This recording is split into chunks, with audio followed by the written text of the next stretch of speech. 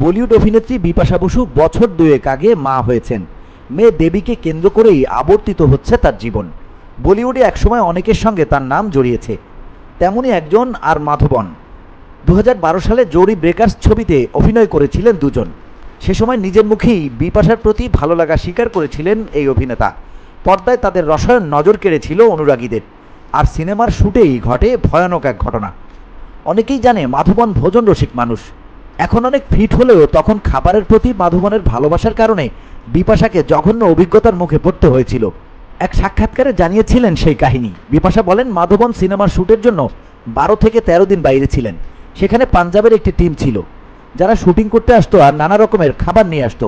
বিপাশা বলেন, আমি জানতাম না মাধবন সেখান থেকে খেয়ে এসেছে। আমার সঙ্গে ওর চুমুর দৃশ্যের শ্যুট ছিল তখনই, ও সেটা ভুলেই গিয়েছিল। কিন্তু মাধবন সেই সময় অনেক বেশি পেঁয়াজ খেয়ে এসেছিল, ফলে চুমুর দৃশ্যে রীতিমতো গা গুলিয়ে উঠেছিল আমার। এই কথা বলেই হেসে ওঠেন বিপাশা। পরে জানা যায় চুমুর দৃশ্যে শ্যুট করে বিপাশা নিজের রুমে চলে যান, আর বেরোতে পারেননি।